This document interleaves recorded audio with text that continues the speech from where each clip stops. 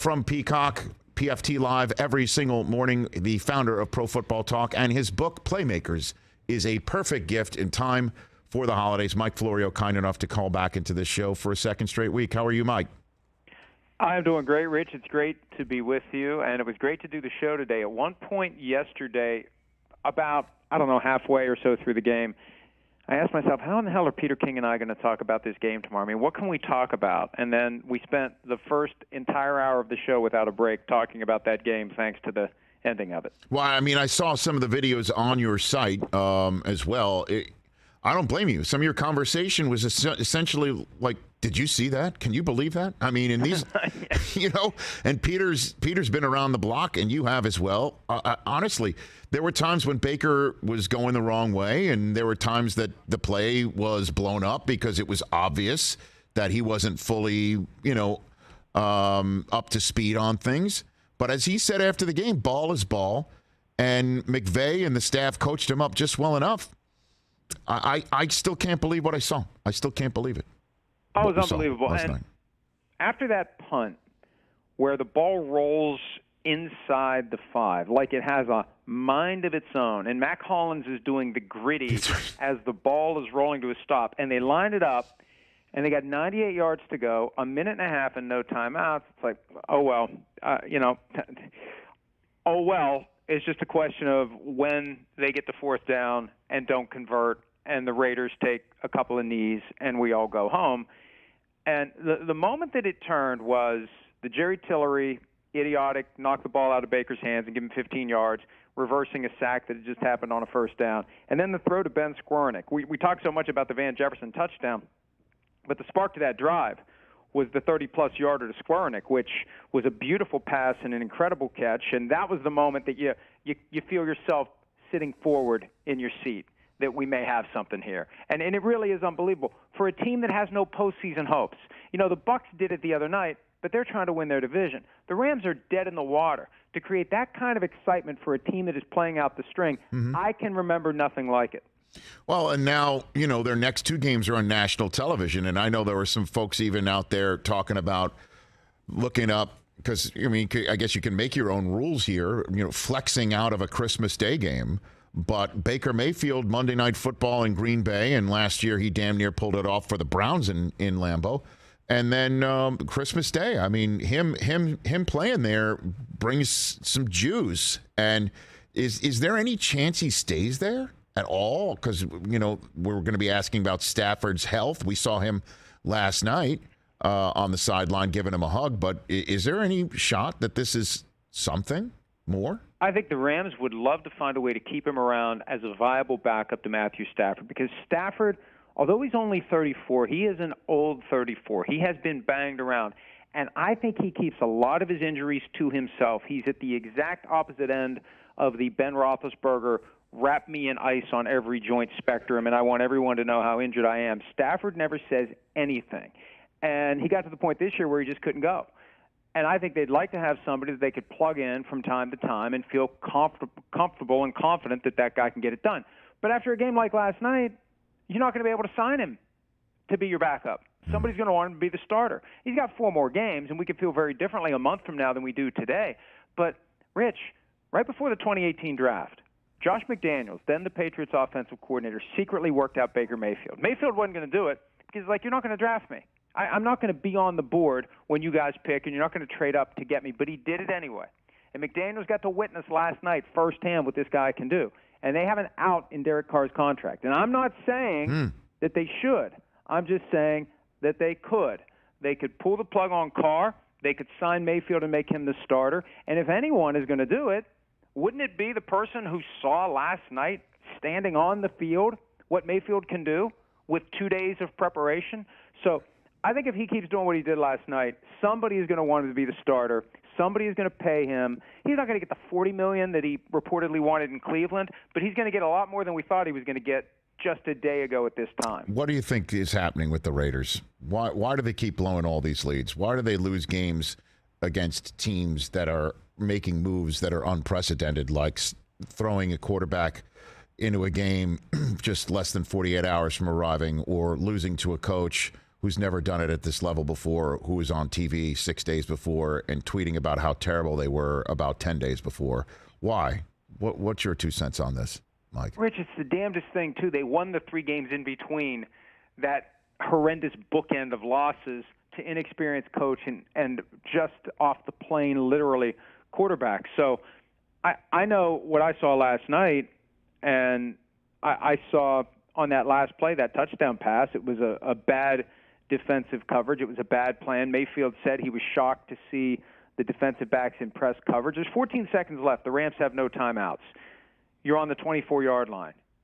You, at that point, should be defending the end zone and only the end zone. Now, you may keep some guys near the sidelines in order to try to keep someone in bounds if they make a catch because you don't want them to get out of bounds and then have another shot closer to the end zone.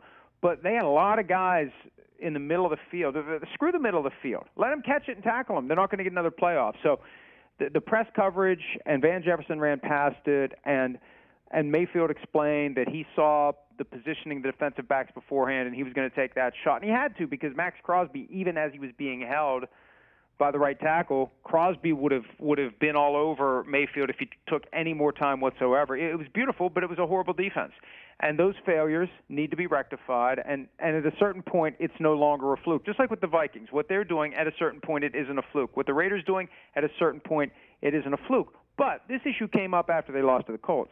Josh McDaniels didn't get fired for one very important reason. Mark Davis most likely can't afford to pay the buyout and then go hire another coach. It's a cash flow issue. There's been reports to that effect, and I don't think that's unreasonable. This isn't the Walmart clan that owns the Broncos, and money's just falling out of the sky to finance buyouts and hire new coaches. So I think Davis is stuck with McDaniels. No matter how badly fans would like to make a change after 1 year, there's no way he's going to do it. Mike Florio here from Pro Football Talk on the Rich Eisen Show. We were talking before the show saying, hey, who can come on and make heads or tails of what's coming out of Congress involving Daniel Snyder, the Washington franchise, Bruce Allen, the former president of said franchise, and Jon Gruden.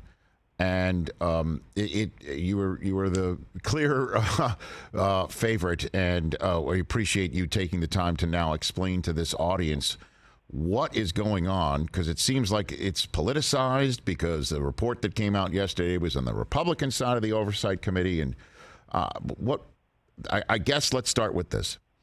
Did this report that come out yesterday confirm that the Washington franchise were the ones that leaked Jon Gruden's emails that led to the firing of Gruden and the complete and total embarrassment of Bruce Allen and everyone else involved?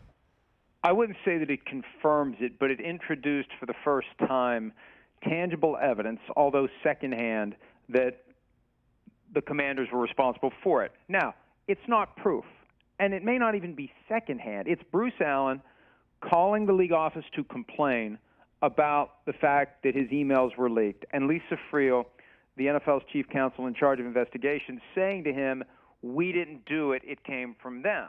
Now, look, even if they did it, do you think she's going to say, oh, we did it? So I don't know what the truth is here, and Jon Gruden's pending litigation is going to get to the bottom of it, but I know there has been a sense for months, Rich, that it was the Commanders, it was Snyder who leaked it, just because, and who knows the reason, retaliation against anyone and everyone. He's just pissed off about what they did to him, whatever the reason. He did it because he could. Whatever the reason, there's a small universe of people that had access to those emails. And once Gruden's case moves forward through the discovery process where you get access to documents and you can question people under oath and you can begin to build your case, Gruden's going to find out, and hopefully the rest of us will find out, exactly who leaked those materials. But there aren't many who could, and now we have the first tangible piece of evidence pointing to the possibility that it was the Commanders, possibly Snyder. Whatever it is, we'll find out at some point. That's the one big unknown as we go forward. Everything else from yesterday, it confirmed what we already knew or what was already reported by the Washington Post and others. ESPN had that long item about the notion that Daniel Snyder had dirt on the commissioner and other owners. A lot of things we knew or suspected were confirmed yesterday, but there wasn't a whole lot of new ground plowed. It just, yeah, everything that we think is pretty much true. Was Bruce Allen followed to Arizona like he was Henry Hill looking for his newspaper on the front doorstep? I mean, is it like schmuck eating egg noodles and ketchup out there? Did I read something about that too? Well, and Allen acknowledged that the commissioner, this was that the commissioner was followed, or they got dirt on the commissioner, or whatever. This was the MO that came out as Snyder was involved in this effort. What he did was, there was an obscure website headquartered in India, and that issued a defamatory statement about Snyder. They tried to link him to Jeffrey Epstein, and that's known. That's the Streisand effect, they call it. When you take action against it, more people talk about the thing that wasn't true, and it's completely untrue. I don't want to get sued in India or anywhere else. Right. It's completely untrue, but the website in India posted that report. He sued them there, and then he started opening up all these actions throughout the United States to take discovery for the India case. And that was where this all started to pop up, that people were being followed around, people were being talked to, and it had this nefarious feel to it, that they were using this as a way to either intimidate people, to just get dirt, get information, and that's where that all came from. And I think everything that flowed from that, everything that's happened since then, is a result of that. This is wild. So what's Gruden thinking? Does he see a path back to coaching here? I mean, because there were more emails that I had never heard of before that were buried in this report, too. I mean, Carson Palmer caught some. A lot of people caught. I mean, you know what I mean? Like, honestly, if people want to take the time to read this, it was wild. So what's Gruden thinking right now? Well, I don't think Gruden's ever going to coach in the NFL again. I mean, I really don't, because he sued the Shield, and he sued the commissioner. Right, wrong, or otherwise, I think you sign your permanent pink slip when you do that. There's too many other talented coaches out there, and there's too much discretion that gets exercised by the owners. And it's not like Gruden came back and turned the Raiders into a Super Bowl team. He was struggling. I mean, the narrative was if Mark Davis didn't regard Jon Gruden the same way Costanza regarded Tony, Elaine's boyfriend that they went rock climbing with, I mean, if they weren't like buddies like that, he would have fired Gruden on merit. And he was never going to fire Gruden based upon the fact that he wasn't winning. So I don't think anybody is going to touch him now. The same thing that happened to Kaepernick. And I'm not saying it's right, but that's the way it works.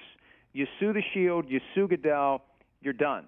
So I don't think Gruden's ever coming back, and Bruce Allen's never coming back. And, the only question is if and when Snyder will actually sell the team and move on. There's a thought out there that maybe he won't, that maybe he's just buying time, and eventually he won't go through with it. We haven't heard anything about it in over a month.